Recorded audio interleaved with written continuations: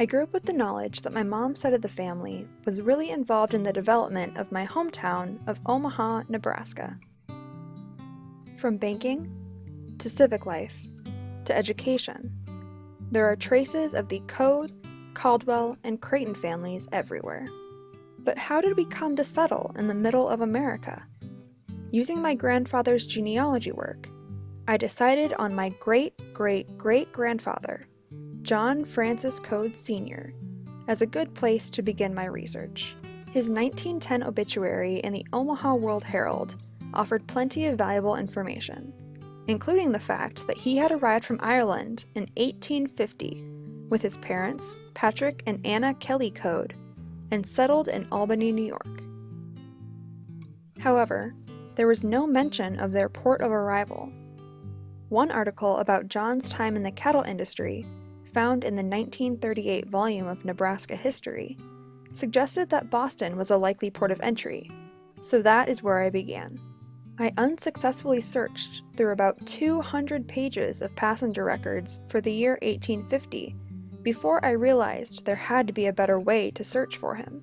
Databases such as RootsWeb and FamilySearch.org had proven to be helpful in the past for researching other branches of my family tree, but rarely, if ever, had I gotten hits for the last name Coad. My grandfather's research suggested that the family name may have been changed upon arrival, especially since Patrick was illiterate, so I began to look for variants, particularly Coad. I looked up the origin of the surname Coad in Ireland, and it is very common in County Wexford, where we're from, and rare outside of it, so this seemed to be a likely answer. Once I began to search for Patrick Coad, I really started to make headway.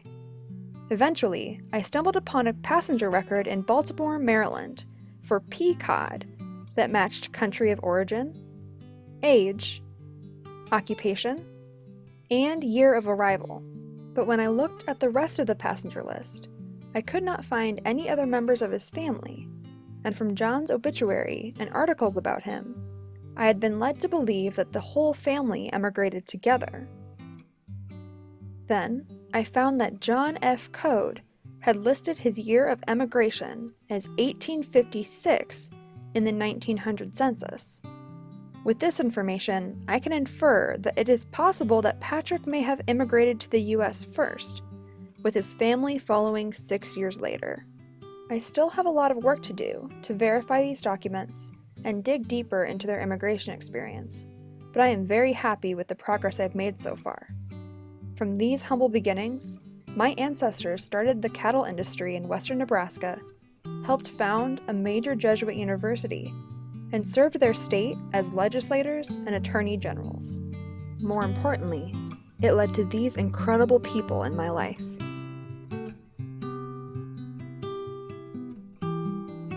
This legacy is one that I am proud to document for the generations to come.